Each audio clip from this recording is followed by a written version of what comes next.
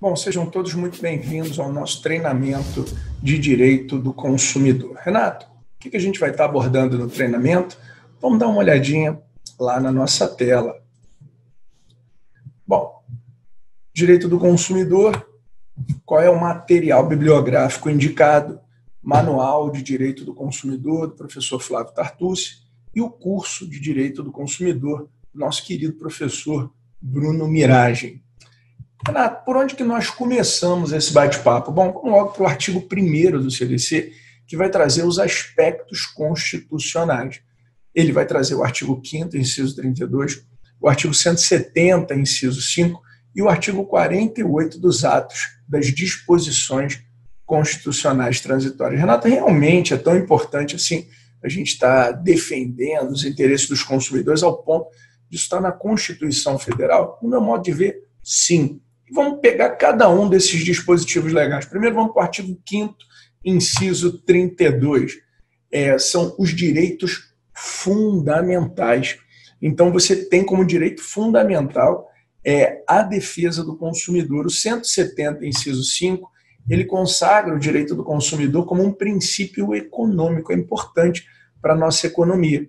E o artigo 48 dos atos das disposições transitórias, ele indica que esse código seria criado num prazo de 120 dias. Então foi o comando constitucional que impulsionou a defesa do consumidor. Nessa hora você deve estar falando assim, Renato, mas por que é tão importante assim, né, a gente estudar o direito do consumidor? Perceba essa dinâmica que eu trouxe aqui no quadro para vocês. É através do momento do consumo que nós remuneramos as empresas. E essas empresas, por sua vez, elas recolhem impostos. Boa parte da economia nacional ela é pautada em uma coisa chamada consumo. Se você estiver constantemente consumindo, mais dinheiro você vai estar gerando para o mercado. Um dos grandes motivos da nossa crise vivida, qual é? Porque as pessoas não estão fazendo compras e o dinheiro não, e o Estado ele não está lucrando com isso. Isso é um quadro simplesmente catastrófico e para lá de perigoso. Então, realmente, você ter a defesa do consumidor como centro desse universo pode fazer toda a diferença, tanto que ela é alçada, né, a defesa do consumidor ao patamar de um direito fundamental. Legal, Renato? Vamos lá. É você só que está falando isso? Não, eu estou trazendo aí a mídia mostrando como o consumo das famílias ele é importante para a nossa economia. E, finalmente, como eu disse, o artigo 48 dos atos das disposições constitucionais transitórias, né, diz assim, olha, o CDC vai ser criado nesse prazo aí de 120 dias. Isso pode ser legal? Pode, tanto que, no meu modo de ver, a mola propulsora da defesa do consumidor, quer dizer, a Constituição ela serve de mola propulsora, daí eu afirmar que a natureza jurídica do CDC está na Constituição Federal. Legal. Renato, quando é que o Código de Defesa do Consumidor ele entra em vigor? Vamos começar essa brincadeira. Bom, o Código é do dia 11 de setembro de 1990. Veja, a Constituição Federal indicou em 120 dias vai ser criado o CDC. Só que a Constituição ela é de 88. Então, o Código, na verdade, ele, já que tem esse comando de 120 dias, ele é publicado no dia 11 de setembro de 1990. Aí você deve estar perguntando, Renato, peraí, então a defesa do consumidor no Brasil já está valendo a partir do dia 12? Não, porque nós temos o artigo 118 do Código de Defesa do Consumidor, que ele vai dizer o seguinte, ele vai estabelecer a chamada vacatio legis, e nós teremos uma vacatio legis de 180 dias. Então, por mais que a lei seja do dia 11 de setembro, ela só entra em vigor em março de 1991. Cuidado com questões assim.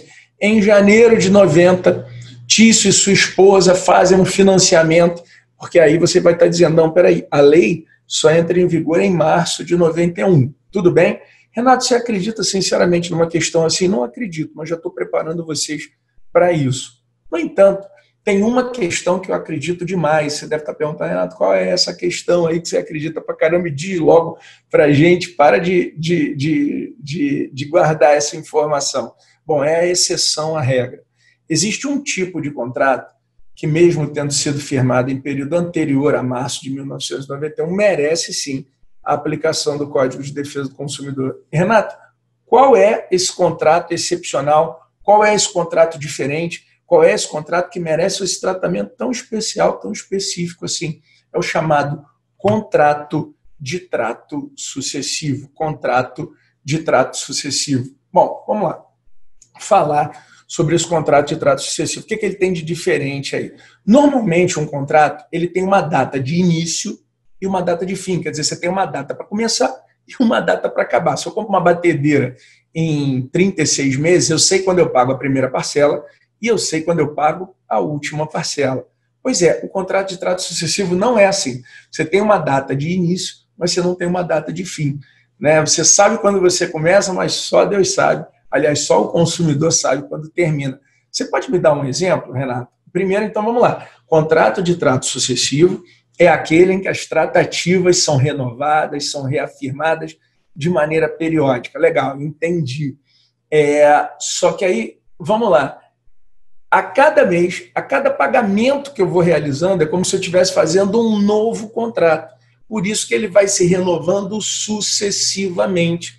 Um excelente exemplo de contrato de trato sucessivo seria o contrato de plano de saúde.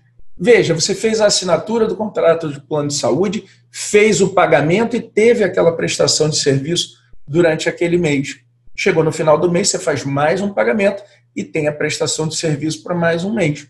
Então, de acordo com o que você vai pagando, você vai reafirmando a intenção do teu contrato de plano de saúde e veja, se você firmou esse contrato em um período anterior a março de 1991, não foi que você firmou ele lá atrás que você deixa de ter a aplicação do CDC. Porque como você foi pagando e superou março de 91, se você hoje está fazendo o pagamento desse chamado contrato antigo, né, você merece a aplicação do CDC? Sim, porque quando você fez o pagamento do mês passado, é como se você tivesse acabado de fazer esse contrato. Então, vamos lá, vamos repassar o que a gente abordou até então. Os aspectos constitucionais de defesa do consumidor. Onde é que a defesa do consumidor surge na Constituição Federal? No artigo 5º, inciso 32, consagrando o direito do consumidor como sendo um direito fundamental. No artigo 170, inciso 5, consagrando o direito do consumidor como um princípio de ordem econômica. E, finalmente, no artigo 48 dos atos das disposições constitucionais transitórias. Bom, esse artigo impulsiona a defesa do consumidor e toda a defesa do consumidor passa a valer de então. E eu tenho uma exceção à regra, que é o chamado contrato de trato sucessivo. Quando é que o CDC entra em vigor? Em março de 1991, por causa da vacatio legis, embora ele tenha sido publicado no dia 11 de setembro. Até aqui, está tranquilo? Legal. Então vamos agora para a exceção da exceção. Quer dizer, o plano de saúde, você aplica o CDC? Sim, você aplica. Isso está na súmula 469 do STJ. Súmula 469 do STJ. Eu vou começar a preparar vocês da seguinte forma, e eu gostaria de explicar desde o início. Eu vou trabalhar com todo o conteúdo da nossa disciplina, com toda a teoria do direito do consumidor. Mas eu tenho notado que em concursos públicos, em provas em geral, as questões têm sido extraídas tanto da doutrina, que é isso que a gente vai estar abordando, quanto da jurisprudência. E a jurisprudência mais sensível, ela está presente aonde? Nos informativos do STJ, quer dizer, nas súmulas, nos recursos repetitivos. Então, durante as aulas, para que você maximize o teu número de acertos, eu vou estar trazendo a doutrina conjugada com a jurisprudência. E aí você vai ter um super caderno, uma matéria poderosa aí à sua disposição. Então, a súmula 469 diz que aplica-se o CDC aos planos de saúde. Até aqui está tranquilo?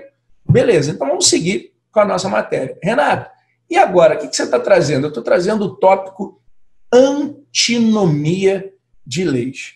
Renato, antinomia de leis, dava para você explicar um pouquinho melhor sobre esse assunto? Com o maior prazer, vamos ver. A todo instante, vocês vão visualizar a tentativa de se afastar o Código de Defesa do Consumidor e o benefício de outras normas. Aí você deve estar, mas Renato, por quê, hein? Por que a todo instante vão tentar afastar o CDC? Isso é uma boa notícia. Por quê? porque vão tentar afastar o CDC, porque ela é uma lei mais benéfica para o consumidor. Então, você vai notar que os bancos vão tentar fugir da aplicação do CDC, vocês vão notar que os planos de saúde vão tentar fugir da aplicação do CDC, muitas empresas web tentam fugir também da aplicação do CDC, e eu vou mostrar para vocês por que isso está errado e por que a gente pode manter a aplicação do CDC. E mais, no dia desse conflito dessas normas, o que você tem que fazer para aplicar o Código de Defesa do Consumidor e conseguir, com força e poder, manter aí o seu direito preservado, né? Vamos lá, então. Renato, antinomia de leis, o que eu tenho para falar? Bom, primeiro vamos para as técnicas tradicionais de aplicação do CDC, né? Qual seria a principal técnica, Renato? Bom, isso aí você já conhece, que seria o tempo, né? Uma lei mais nova deve prevalecer em relação a uma lei mais antiga. Então, o primeiro critério seria o critério de tempo. O segundo critério seria o princípio da especialidade. Se eu tenho uma lei específica para cuidar daquele tipo de conflito, é ele que deve prevalecer. Então, todas as vezes que eu identificasse a chamada relação de consumo, eu aplicaria o CDC e não aplicaria uma outra norma. Então, todas as vezes que tiver uma briga de leis, primeiro, tempo. Se o CDC for mais novo, ele prevalece. Depois, o princípio da especialidade. Ele é uma lei específica para cuidar de relações de consumo. Tudo bem. Legal, Renato? Só isso? Não. Aí eu vou trazer um terceiro argumento que vai estar naquela obra do meu querido amigo professor Flávio Tartucci, que ele disse o seguinte: o Código de Defesa do Consumidor é uma norma de eficácia supralegal. Como assim, Renato? Uma norma de eficácia supralegal. Eu vou me valer aqui do sistema piramidal de Kelsen para mostrar isso para vocês, tá bom? Então, vamos lá. Imagine aí que eu tenho essa pirâmide em que eu vou colocar o meu ordenamento jurídico, todas as minhas leis que regulam a vida em sociedade, o Código Civil, o Código Penal, o Código Tributário e assim vai. Eu tenho essa pirâmide, jogo as leis lá dentro e no topo dessa pirâmide eu tenho como lei maior a chamada Constituição Federal. E na base dessa pirâmide eu tenho a legislação dita como ordinária. Eu tenho a legislação ordinária. Só que eu vou recordar uma coisa para vocês. O que fez impulsionar a defesa do consumidor no Brasil? Não foi a Constituição Federal? Foi. Então o CDC ele não fica nem lá na parte de cima, nem na parte de baixo. Ele fica numa zona híbrida, fica mais ou menos no meio do caminho. Então isso, olha ali o CDC aparecendo, é ser uma norma de eficácia supralegal. E aí vocês podem concluir, quando a norma for de eficácia supralegal, toda legislação ordinária deverá ser interpretada de maneira subsidiária ao CDC. Então, se você em um determinado momento tiver uma briga, aplica-se a lei tal, não aplica-se o CDC, você fala, bom, mas a minha lei é mais nova. Não, mas a minha lei é mais nova ainda. Então você vai para o princípio da especialidade. Mas a minha lei é mais específica ainda. Aí você fala, mas o CDC é uma norma de eficácia supralegal. E como diria o nosso poeta pós-moderno, jogador do Flamengo, quer dizer, o ex-jogador, o jogador do Flamengo, Bruno Henrique, está num outro patamar, está lá em cima, ele está um pouquinho acima e aí merece a aplicação do CDC. Tá bom, Renato, então seria um terceiro argumento? Sim. Quarto argumento, teoria do diálogo das fontes. Esse seria um argumento muito forte. Por quê? Teoria do diálogo das fontes. Ele conseguiu aí demonstrar o chamado Eric James, que foi o professor que criou a teoria do diálogo das fontes, que entre o preto e o branco existem mais de 50 tons de cinza. Deixa eu falar um pouquinho mais. Dentro desse ordenamento jurídico, as normas, elas não são feitas para se repelirem. Quer dizer, não é que eu aplico a lei tal e deixo de aplicar a lei tal. Não, não tem problema nenhum das normas interagirem, né? Então, vamos lá, isso vai ajudar pra caramba a gente na hora da discussão, por exemplo, de prazos prescricionais e de ordem decadencial, porque eu posso aplicar o CDC e como as normas podem interagir, eu posso me socorrer de uma lei mais benéfica, sob o ponto de vista do tempo da lei, para poder auxiliar o consumidor. Bom, então, a teoria do diálogo das fontes preza indicando que o ordenamento jurídico é composto de um conjunto de normas que podem interagir em prol do bem comum. Renato, me dá um exemplo aí. Eu estava discutindo no outro dia sobre a água do Rio de Janeiro, quer dizer, algum tempo atrás, a água do Rio de Janeiro estava muito contaminada, né? E aí o que estava acontecendo? A pessoa pagava, mas tinha que comprar água no mercado. E aí perguntava para mim, Renato, será que eu não posso ser ressarcido disso aí, não? E a resposta era sim, claro que você pode ser ressarcido. Renato, mas eu posso pegar até quanto tempo? Né? Até quanto tempo para trás? Se eu for olhar o Código de Defesa do Consumidor, o prazo decadencial seria de 90 dias. Então, você teria que pegar as suas últimas 3 contas de água. Só que o Código Civil, para responsabilidade contratual, garante o prazo de 3 anos.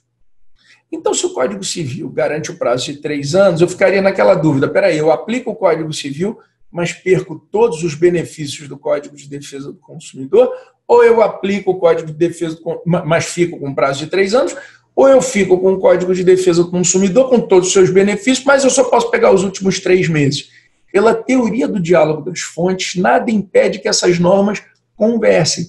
Então, você aplica o CDC com todos os seus direitos e se socorre daquele prazo mais benéfico para o consumidor. Pronto. Teoria do diálogo das fontes, professor Eric James, e isso faz toda a diferença na nossa vida. Então, tá bom. Falamos da Constituição Federal, falamos do critério de antinomia de leis, e o que a gente vai falar agora? Bom, vamos falar dos princípios no Código de Proteção e Defesa do Consumidor. Renato, por que é importante estar falando dos princípios, né? Porque as relações de consumo, gente, elas mudam a uma velocidade muito grande, a uma velocidade monstruosa. Então, note, em 1990 existiam determinadas relações de consumo que não existem mais. E, ao seu turno, surgiram novas relações que naquela época não existiam. Como assim? Bom, em 1990 não existia o Airbnb, não existia o Netflix, não existia o Instagram, não existia o YouTube. Então você já pensou se a gente criasse aí uma norma que não fosse principiológica e tivesse em seu teor rolos taxativos e não meramente exemplificativos? Imagina que a lei dissesse assim, vamos lá, imagina que a lei dissesse, produto é televisão, geladeira e ar-condicionado. Toda vez que um ar-condicionado quebrar, pode acontecer isso, isso e isso. Bom, aí o tempo passa e o ar-condicionado vira split, a geladeira vira frost-free, o telefone vira celular. Ia ter um jurista que ia falar para você assim, mas nesse caso não aplica-se o CDC. O que o Código de Defesa do Consumidor fez no artigo 4º? Consagrou que o CDC seria uma norma principiológica. Renato, mostra isso na prática, que diferença que pode fazer. Vamos dar uma olhada lá no quadrinho que eu separei para vocês. Vamos lá. Olha aqui. Imagine aqui, deixa eu ver se eu consigo pegar aqui uma canetinha para poder fazer uma anotação para vocês. Tá aqui, ó. Peguei. Olha só, nós temos aqui o estudo dos princípios. E os princípios eles vão servir para regular que tipo de relação, né? Relação entre, olha aqui, ó, pessoas. Tudo bem.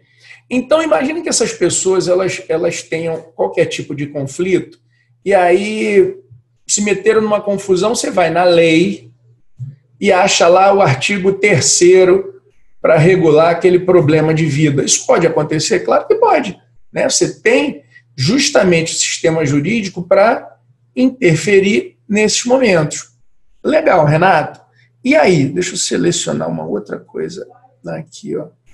Pimba. Era isso que eu queria aqui, ó, para poder sinalizar, mostrar para vocês. Isso aqui. Então, veja, eu tenho esses princípios e as pessoas vão se relacionando, eu tenho os artigos que vão resolvendo os problemas dessas pessoas. Mas qual tem sido meu problema? Elas brigaram. E o que acontece? Brigaram e eu tenho o artigo X que resolve. Brigaram de novo, eu tenho o artigo Y que resolve. Só que existem situações que escorregam pela letra fria da lei, pela letra fria da norma. E aí, cara, o que eu posso fazer? Aí a gente ia viver numa maluquice. Como assim, Renato? Existem relações que na verdade, podem escorregar pela letra da lei. Gente, pensa aqui comigo. Imagina o caso de drogas virtuais. Aí você levanta o braço. Renato, primeiro, o que é esse negócio de drogas virtuais aí? Ajuda para mim. Você entra num determinado site e nesse site você escolhe uma droga virtual. Hoje eu vou consumir a droga tal.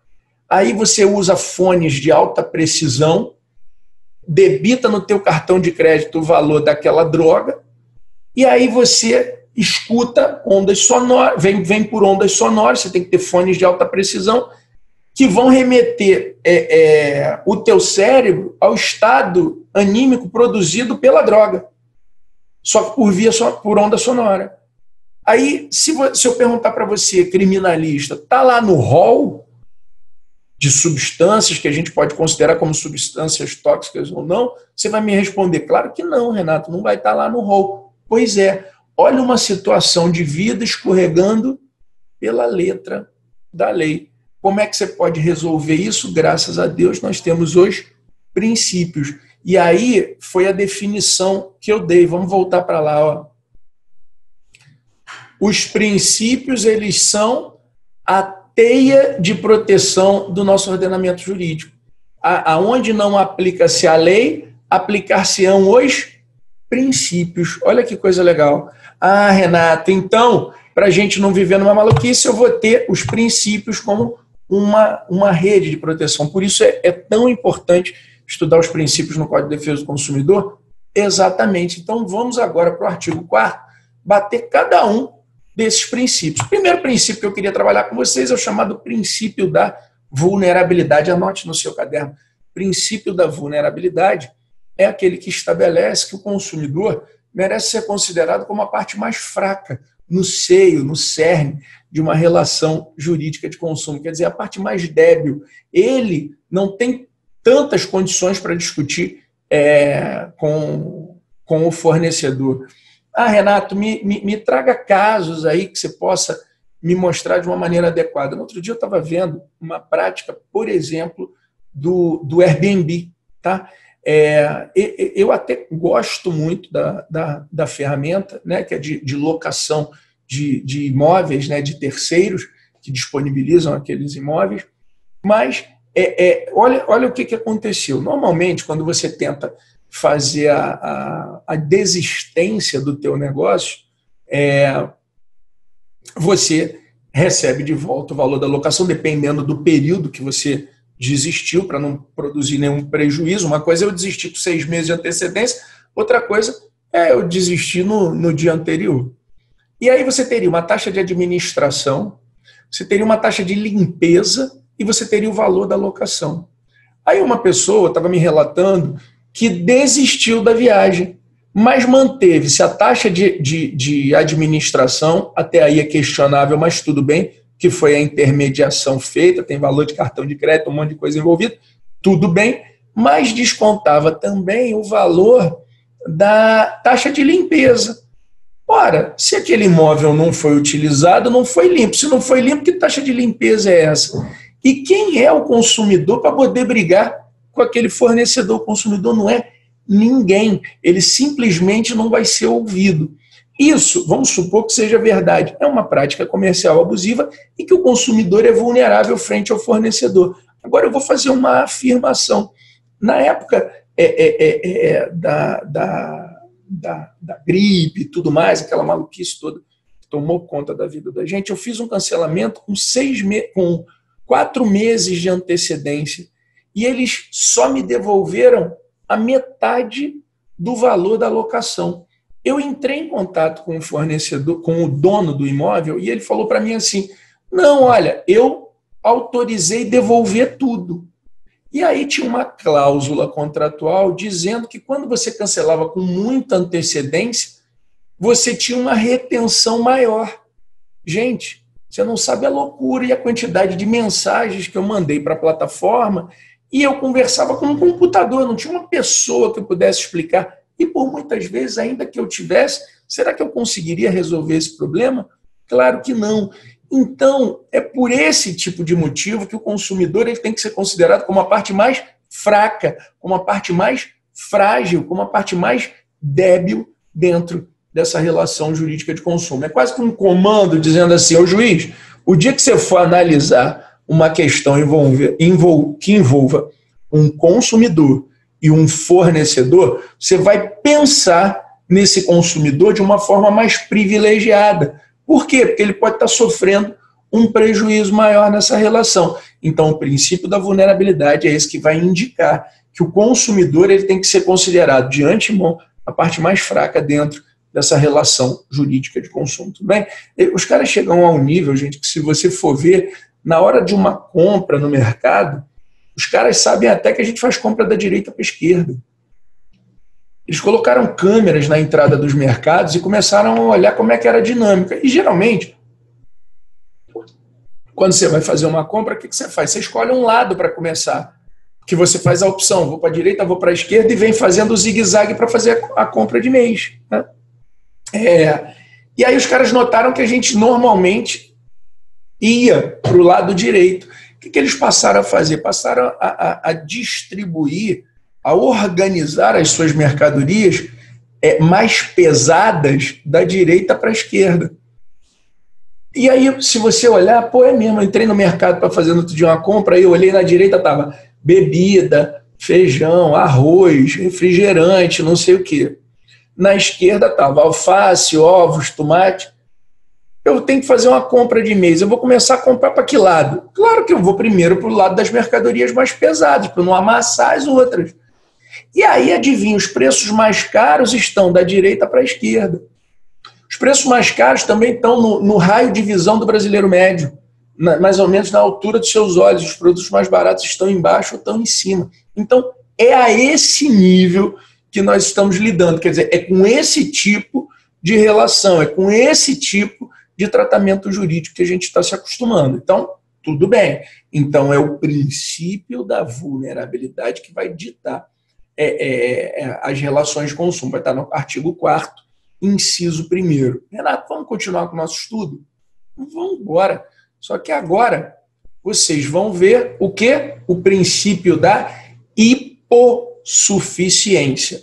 Escrevam lá, princípio da hipossuficiência, e embaixo vocês vão colocar assim, consumidor hipossuficiente é aquele, escrevam lá, princípio da hipossuficiência, conceito, consumidor hipossuficiente é aquele que não consegue comprovar adequadamente seu direito. Consumidor hipossuficiente é aquele que não consegue comprovar adequadamente seu direito. Renato, como assim eu não consigo comprovar adequadamente o meu direito? Consigo comprovar tudo, velho. Não consegue não. Como assim? Vamos aqui. Imagina que sumiram os seus arquivos do computador. Né? Subiram os arquivos da nuvem. Ou então teve um problema sobrenatural. Do nada o celular parou. Ou alguma coisa assim. Como é que tu prova, hein? Que de repente foi a tua mal utilização, ou que de repente foi uma falha naquela mercadoria mesmo. Tá vendo? Existem situações que você, além de mais frágil, você tem uma dificuldade processual no que diz respeito à produção de prova do seu direito, a provar que aquilo efetivamente aconteceu. Então, veja, todos nós somos vulneráveis, mas quando, além de vulneráveis, nós tivermos uma dificuldade de fazermos a prova do nosso direito, nós seremos hipossuficientes, porque nós estaremos abaixo da suficiência no que diz respeito à nossa produção de prova. Deu para entender? Então, a vulnerabilidade é uma característica humana de todos nós. É impossível você estar no mercado de consumo sem ser mais fraco do que um fornecedor.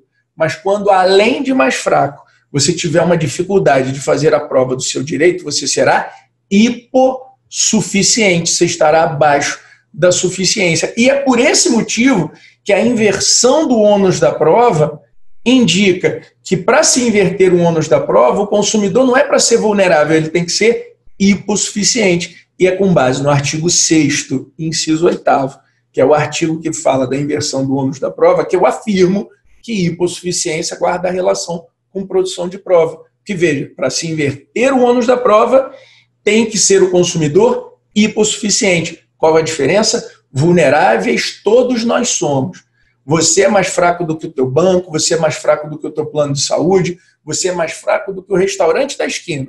Só que quando você, além de mais fraco, tiver uma dificuldade processual de fazer a prova do seu direito, você será hipossuficiente, beleza? Então estudamos aqui o princípio da vulnerabilidade, o princípio da hipossuficiência e já já eu volto com muito mais.